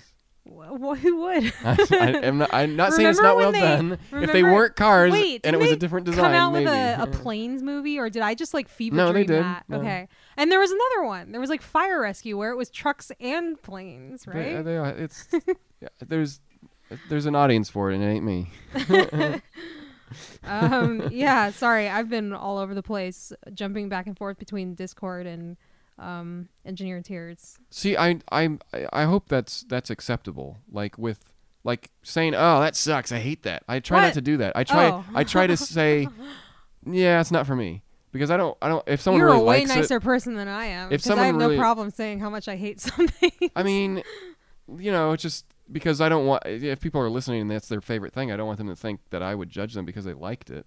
You know what I mean? Because you and Camille likes stuff that I find quote unquote laughable, but I don't want to. I'm not trying to demean you. It's like just what? That's why I would never say it. I would rather you enjoy it. Well, I know Camille likes things that I laugh at. Well, like sure, Kingdom Hearts and Final Fantasy. Same with Bunny. Same with anyone. It's not you're a really nice person. It's I'm not that nice. No, I don't know about that, but it's not my purpose. I'd rather people enjoy what they enjoy than I mean, everyone is guilty of imposing their opinion on people to a degree, and I just try not to do that, even though I know I do sometimes. Like, when I say I don't like tea. Anyone who likes tea is stupid. I don't say that, but I'm trying not to say that. I'm like, well, well, I guess it's because I don't have that strong of an opinion on food. Like, I'm just saying, like, there are definitely I don't things. either. There are definitely things I hate, like movies or styles or something like that. But like, I don't think there's any. Okay, yeah, I hate tomatoes, but like to me, it's like people who like tomatoes don't offend me. It's just because my personal palate can't handle them. Get out of my country. Where it's like I find it easier to judge people for like movies and other things that they like rather than food. But that's just me. So I mean, that's just how it is. I mean, and does that dictate us as people? It doesn't. It's entertainment, right? Yeah. Or it's taste. It's because us as people we're all people, and that's the easiest thing to relate to. We all like things. But some people have really crappy likes. Well, they do. That's where I stand. Of course, I'm not going to like shout it from the rooftops, but everyone enjoys judging other people with their friends once in a while, I feel right? I feel like there's things that I like. Like, I think the things that I really like, I don't think most people would be like, you like that? Yeah. Or they would say that, they would probably think that for some arbitrary reason. Like if I don't like I don't like any of those CW DC shows. I think they're all pretty hacky. I don't know what the word is, but they're ham-fisted. They're pretty garbage. They're garbage. They're not well done. And the acting's not very, it feels very like a CW show. Yeah. Like, and if you've ever seen this, and I'm not saying that there's no good things in there. It's just that I think no one would, most people would agree that it ain't even though I'm not a big fan of Netflix Daredevil, like, I'd rather watch Daredevil over. You know what I mean? Like, there's a quality that that they're not reaching on the CW, which, I mean, not to say that I could do it. I'm just saying, like, that's just my taste is not for that. And I think most people could agree to that, rather than, oh my God, Final Fantasy something is the best game ever. And I'm like, is it though? Because that's not The Witcher 3. Oh yeah. And even then, I mean, I could say like, well, the minimap in Witcher 3 makes it so you don't actually look. There's like critiques for everything. Yeah. But I don't, like, I don't know. I feel like I'm safe because the things I like, I think a lot of people like. But at the same time, that's not true. Like, I spend a lot of time and invest money into like hobbies that no one else would. So I think it's like that with anything. Yeah. Replace that video games or something with a book or movies. Yeah. Everyone has their things that other people would laugh at. Like, oh, you spend so much time liking this, like. But I mean, that's everyone. This one I just have to ask because I'm like, boy, you're asking the wrong people. The ultimate question: dogs or cats? Cats. Don't. Yeah. I mean, I grew up with dogs. I grew up with 2 German Shepherds. Dog. 4 German Shepherds at one point. I had 1 dog growing up as a child. But I don't like dogs except for her, but she's passed away now, and I would never own another dog. I mean, I liked the dogs when I was a kid and stuff, but then we had 2 dogs when I was a kid, and one of them had puppies, 2 litters. We kept 1 from each litter, and then those older dogs died, and those ones went up, and then those ones died, and by the time I was in high school, I mean, so over the course of 17 years or something. Cats are way better. But yeah, and we had all these other kind of animals. We had not lots of cats. We had cats, we had peacocks, rabbits, and the only animals and horses, and the only ones that I can appreciate all animals, and not say, oh, I hate those animals. How dare they exist? It's more like, as far as like a pet, I suppose, a cat would be ideal for me. And after not having dogs in my life for so long, I realized that I don't like dogs. And I don't want to take care of anything. I don't own a cat dogs, either. I don't care for dogs, but also I think even more than that is that, not to offend anyone, but just on my, daily walks and going about my business in life, I've come to find that I really despise dog people. Dog owners are the they're the worst. I mean, I'm not gonna say all of them, not like okay, the ones that take their dogs hiking and let them do whatever the hell they want. Let's just be realistic. Kind of stuff. Like, this isn't like the. I'm not saying all dog owners are bad, but the ones that like I've come across. Oh, but it's safe to say the majority of them are. Yeah. Because the ones that I come across that are fine are like, okay, that's great, you're fine, but you're one person out of, and I see a lot of dogs. I'm one of those people that will go to Reddit and there's awe Reddit, and every time there's a dog, I just kind of stupid.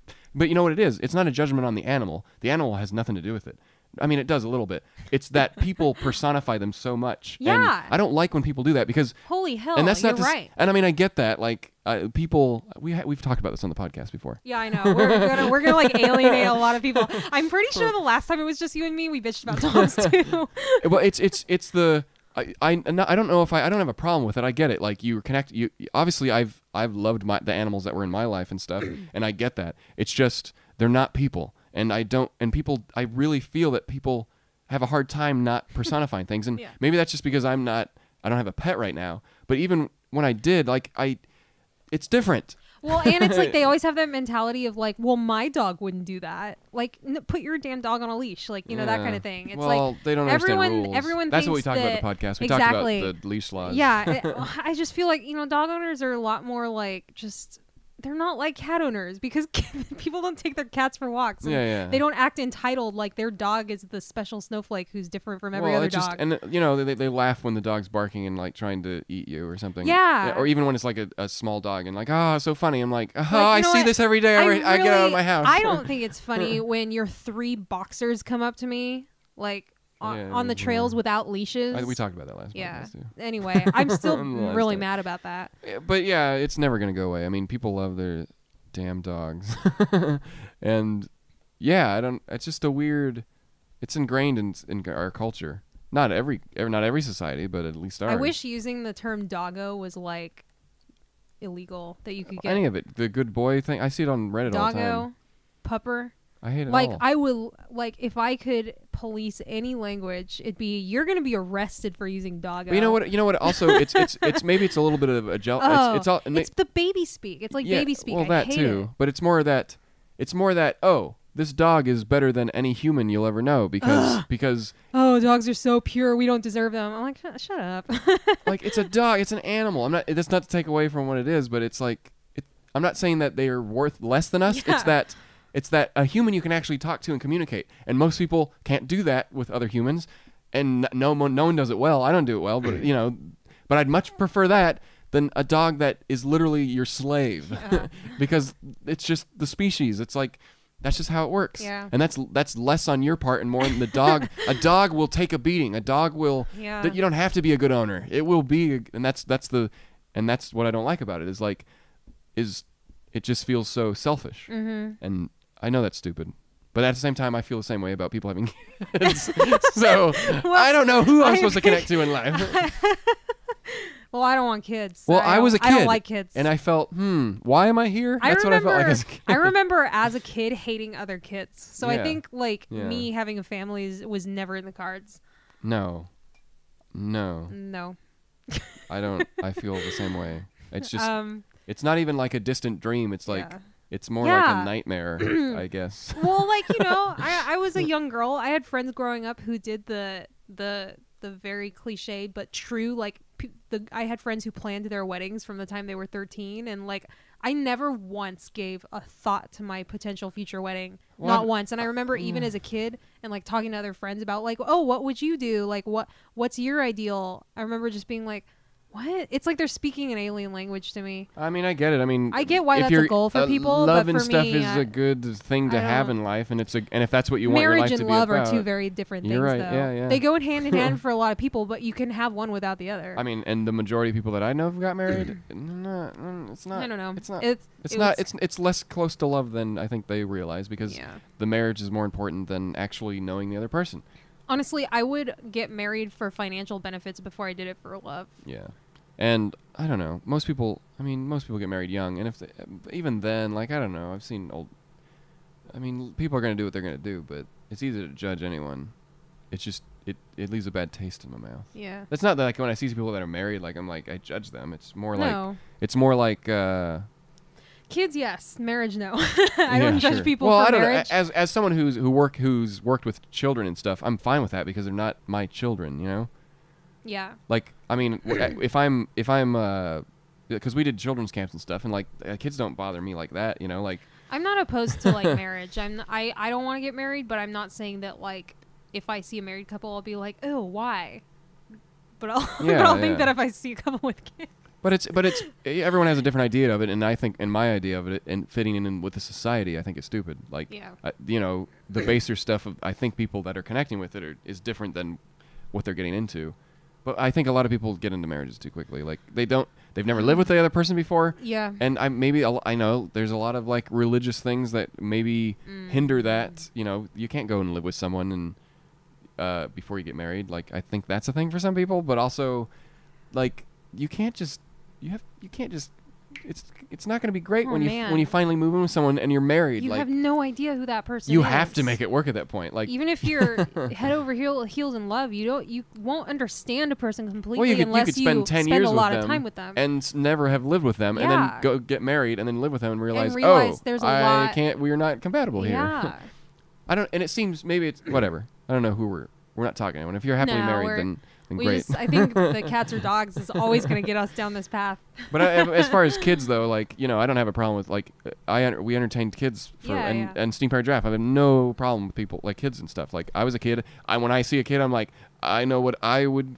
Yeah. Like, as a kid, when I was a kid, I would know what I would want an adult to treat me like. Exactly. And it's not like a kid. And so I kind of just like, hey, yeah. And if they're too... Well, I think the best children's entertainers are the ones who don't treat them like children. Yeah, and when you see parents doing it, like that's... I mean, if you want... once again, like, I'm not judging anyone when I'm just doing Steam Powered Giraffe because I'm there for everyone else's entertainment and enjoyment. I'm not there to judge people. I always think of programs like Mr. Rogers, where you know it's not the Wiggles or something. It's it's a program for children, but he's talking to you. Yeah. He's not. And it sounds boring. Things down but when I was a kid, I was like, I don't remember thinking that show was boring. No. Even though the idea of it is like you remember it as being boring, but it's like, well, you had my attention. But yeah, I don't know. That's just anyway. We're terrible people. Now that we've alienated half of our audience. Well, come to the Discord server. I'm going to make a text channel like cats only, no dogs allowed. Hey, David, what's your ultimate smoothie? Ultimate smoothie? Yeah. I'm pretty simple. I'm a pretty simple girl. I like strawberry banana. Or chocolate if I'm feeling chocolate brave. And peanut butter. Chocolate and peanut butter works for anything, I think. But I guess mostly. Does that count as a healthy smoothie though? Wait, well, hold on. Peanut butter banana. That's good too. Okay.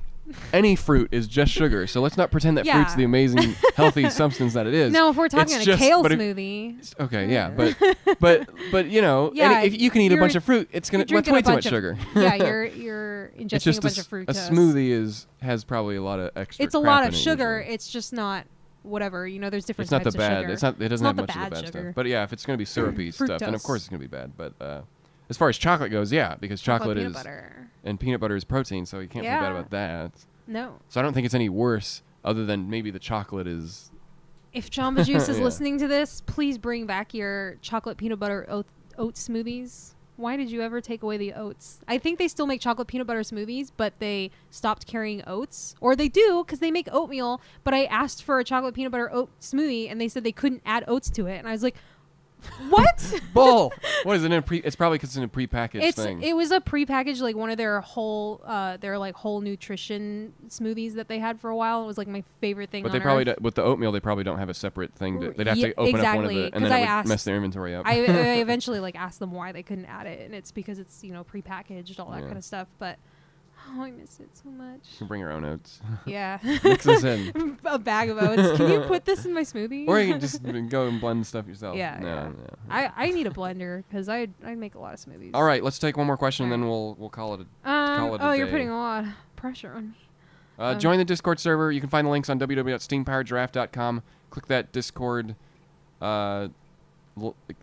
icon at the very top. It looks like a ViewMaster. If you know what a ViewMaster is, it's like one of those 3D. I don't know what else the Discord is. It looks like a mask. It looks like a set of goggles. I don't know if that's what it's supposed to look like, but that's what I see it as. And if also you can find the link if you're an Engineer-eteer. thanks for your subscribing, watching these videos. There's the community section on the left toolbar. You can find the link to the Discord server there, and we'll find other places to put the link, because right now it's hard for us. It's hard to tell people where all that stuff is. I'll probably add something to the main website that people can read, in addition to those social media icons. Let's see. Would you like to end on like a more like silly question, or one about like something people are inquiring about? No, like silly stuff. I'm not a silly person. Not silly. Well, okay. It was I don't know, like silly. Not. I don't know. I'm just trying to find a good question. More serious. I was gonna say lore, but it's not really lore. Okay. Wait, no, that's not the one I was looking for. Sorry. Are you bringing more merch to the UK so that you have more on the final day, or do you want to sell out? Well, since we have to ship it all there, selling that's out what is happened last time. We should definitely sell out, because I mean, it looks good when we sell out, but also, yeah, it's a matter of how much we can actually bring with us. Right. I mean, we spend a lot of money paying for the import stuff as well as the shipping, and we need to make sure that it all sells and we get it back. And unfortunately, I don't think bringing T-shirts is cost effective. It's not. And we could make some for that event, but we didn't last year because we needed to start small. So. Yeah. No promises on anything. We'll at least be bringing our newest albums. We came out with Quintessential after the UK, right? Yeah, Quintessential came out like 2 days after we got back. So we'll have Quintessential for sure, and we'll bring as many little things as we can. It's just we're gonna prioritize the albums, because that's what is gonna sell the most, and yeah, the other merch would be. I know that people want our T-shirts and stuff.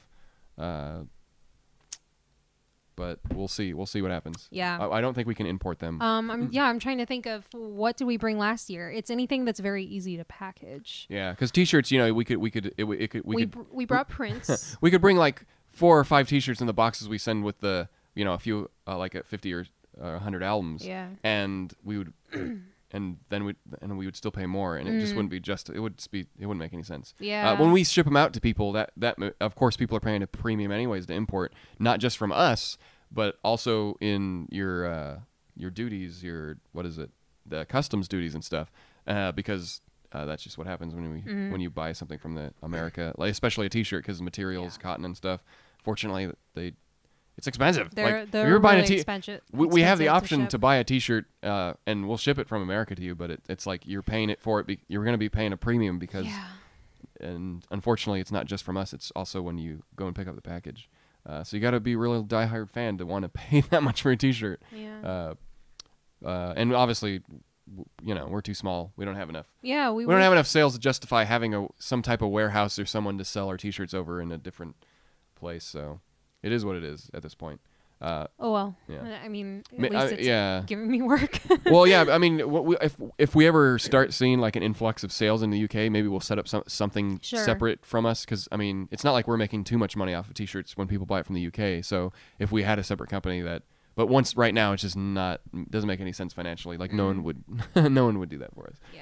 We'll set up one of those stupid what do they call, like Redbubbles or something. Yeah, Redbubble. Which is that would be stupid. I don't know. I think it would be stupid, because a Redbubble, and then you can just buy that T-shirt and we'll make $1. we haven't. We'll make £1. I know we haven't had the Walter Robotics shirts in since like I started. It's been we have years, a new logo now. I was just gonna say we have a new logo, and it might be cool to make like a limited run of those. Yeah, but we have another product that we should talk about right before we go. Oh yeah. And I don't know when when it'll be live, but we're gonna start taking pre-orders for vinyls of SteamWorld Heist. And I know there's a lot of questions that come up when we just say something like that. But we are going to release our first vinyl, and it's going to be SteamWorld Heist. And on the first thing that I'm going to have on the product page is an FAQ that says, "How come you're not doing the other albums?" And we're like, we didn't say we weren't. But SteamWorld Heist is the perfect album for us to do on a vinyl. With one using both sides of one vinyl. That's the biggest size that we can create. What is it? 12 inches something? 33. Yeah. RPMs. We can get about 45 minutes of an album on one vinyl record. So, SteamWorld Heist is roughly that length. We have to trim off some fade outs from some songs, but we'll be able to fit that one. If we try to do any other album, we would have to split it up into 2 different discs, and that's too much for our first album run. And once again, like, we have to do pre-orders because we know it's not going to sell as as much as CDs, and they're more expensive than CDs. So it's probably going to be it's going to be one record vinyl SteamWorld Heist. It also benefits Image and Form because they have a new merch site launching, and they would love to get some vinyls. It really is kind of the album. Perfect one to start with because you've got older songs on there. Yeah, we have. Well, they're redone older songs. I know some people want the originals from album 1 or 2 Cent Show, but it is what it is. Like we can't put 2 Cent Show in album 1. We'd have to do. It just doesn't make sense as a first thing to do. Right. And we're going to try to do vinyl for some of our future releases, but we're going to keep in mind the length for any future albums because Vice Quadrant would easily take up 3 or 4 vinyl. It would be astronomically expensive, and then you'd be paying like, I don't know, $50-$60 just to get an album like that. And maybe that would be worth it, but you know what I mean? Like, it's a lot. It's a lot for a small. You can't really fit much on it. And our albums are pretty long. Like considering for other bands, like SteamWorld Heist is the shortest album we kind of have. So we could do the best of album. That is an option too. 45 minutes of like select songs. Yeah. But we'll weigh in. Like that could be an option. Because then we would be able to handpick some stuff from different albums. But it might make more sense to just do it going forward. Who knows? I don't know. It is what it is. We can't please everyone. But hopefully the SteamWorld Heist vinyl will be acceptable for some of you who really need some of our songs on vinyl. Apologies if it's not the record or album you want, but I hope you can understand why we would pick that one for a first vinyl run. And we're only going to do a small batch, like a few hundred, and hopefully we'll do pre-orders just because it'll gauge interest. And, if we only get 10 pre-orders, we'll make those 10, and then that'll be it. But and if we make more, then we'll put them up on the website afterwards. I'm hoping to have that up pre-orders this week, and we're going to set like a date, a latest delivery date of November 2017. And you'll probably, if you order them, you'll probably get them well before then, but we need to make sure to account for any manufacturing delays because making vinyl records is there's a little more that goes into it. And, if we get a bad batch of stuff, it's going to cost us some extra money to make, to fix them. So there you go. They'll probably be about $30. Yeah. And it'll and also SteamWorld Heist is nice because people won't feel gypped that there's no like art booklet because that CD also doesn't have an art booklet. So it's like you're getting pretty much what's on the CD except in a crappier format. That's just my opinion. That's not to say we don't want vinyls. Like people like vinyls. Not me. I'm a future person. I'm a futurist. I was just a futurist. I mean, I don't. To be fair, I don't like the sound of MP3s. But if you get the bit rate up high enough, it's not as noticeable. You know what I mean? Yeah. So I was gonna say, my parents have all of their old vinyl records from the 80s and stuff, 70s, 80s. And I remember a few years ago looking through them. I'm talking 2 huge storage bins full. It's really cool to look through those, look at this history and, stuff that my parents grew up with. But I was going to say, I remember pulling out their old Beatles White Album vinyl. Yeah, my dad has that one too. It's 4 discs. Yeah, it's 4 big vinyls. And we're not the Beatles. And vinyls aren't as popular as they used to be, so they're a lot more hard. It's just huge, and it's like, it's so daunting thinking about, And the album's not that long, considering it's about Vice Quadrant length, I guess. When I bought it, like on CD back in the early 2000s, it's 2 CDs. Yeah. So, yeah, you split that in half. That's how much you can fit on one side of vinyl. It's crazy big. And, it's probably not even as long as, like, Vice Quadrant. No, and that's the main issue is like how could we even justify that? Yeah, even if 10 people bought it, it's a matter of space. Like the problem is to manufacture anything, 500 is the key word, and if we can't sell 500 of something, mostly, and we usually can't, then CDs are luckily relatively cheap to make. Vice Quadrant obviously was the most expensive one to make because the minute you get multiple discs in there and you get an art booklet that long, it just takes a while. But yeah, for vinyls and stuff, that's whole other ball. I mean, it's just so expensive, and you have to make more to even justify the price. Otherwise, you could charge $100 for those 10 because you would never make the money back. We've gotten so many emails over the years about vinyl, but that's still, if you still took all those emails we got, it's not that Nah, many. and plus everyone wants a different album, and like that's another thing is like, well, if we did album 1, it would be two vinyl discs, and you know the manufacturing costs. I mean, we'd have to do at least 500 of any of these albums, and then of course we would sit on them forever. I mean, we're sitting on CDs, you know. It's just the life of a band. Like we hope we can sell more, but you know we have to make new fans to make more sales. So, and vinyls, you know, we're doing it because Image and Form tossed us the idea of doing it, and we wanted to do a vinyl for one of our like quintessential. Like we've wanted to do it for a few albums, but unfortunately the album length was kind of what was stopping us. Like, well, MK3 is not going to work. Quintessential is not going to work. Like we're close to, and of course we could cut a song from the album, but we don't want to do that. Yeah. And making 2 discs is like, it's too much of an investment for the first time around. Like if once again, you're just hearing us talk about business kind of stuff. I mean, obviously if money wasn't it wasn't an issue, of course we would just put all our albums on vinyl. Like why not? Even if they are 2 discs long, who cares? Like people would like that. But we have to be conscious because we're small and our funds are limited. And pre-orders are a thing. That's the only way we can kind of do this kind of stuff. Yeah. Like, you know, we get a few sales. We're like, okay, we have enough to justify start the manufacturing process. And yeah. Anywho, I think that's enough chat. I guess I have to go walk and get that guitar to play us out. Oh, yeah. Hope you all enjoyed this podcast. It's May 1st. Where did this year go? I don't know. The older I get, the faster time slips through my fingers. Thank you for all the questions. Sorry if we didn't get to yours. Did we not get to all of them? No. Oh. But I mean, you know, it's always how it is.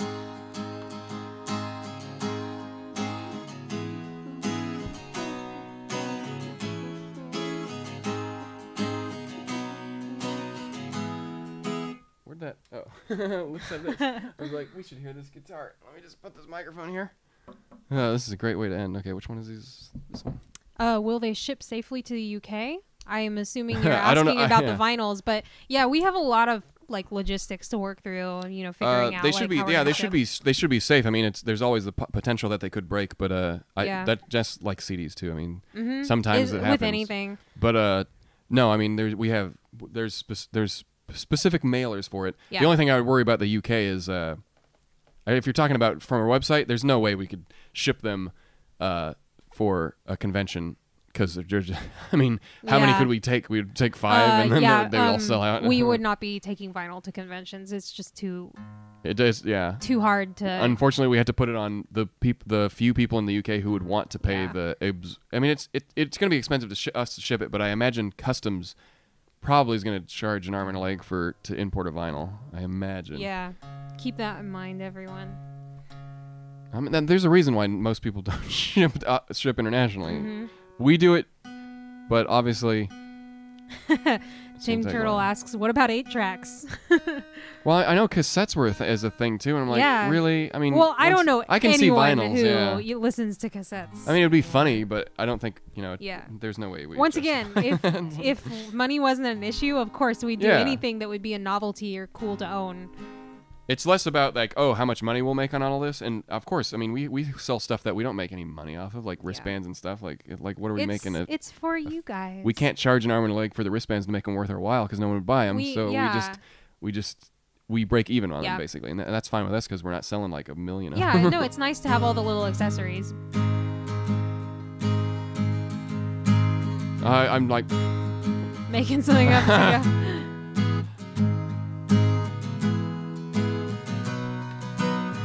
This is going to be just as terrible as the one we started with.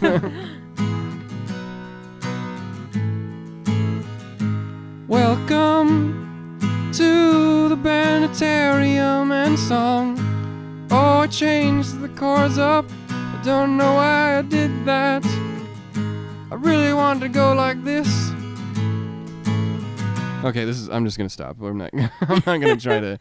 I don't have the brain for music today. But... thanks for tuning in. We'll probably see you next week. I don't know what our schedules look like, but let's say it's on Monday. Maybe it'll be Monday again if you're Engineer-eteer. If not, you'll see the podcast go up live sometime after that next week. Yeah, check out the upcoming shows. Join that Discord server. Yeah. And look for those help the community those grow. SteamWorld Heist vinyl pre-orders. We'll have announcements. And hopefully by the end of the whenever year, they go up. we'll have those out for everyone. Sweet. All right. Thanks for tuning in, everyone. Hope you have a good week. Bye.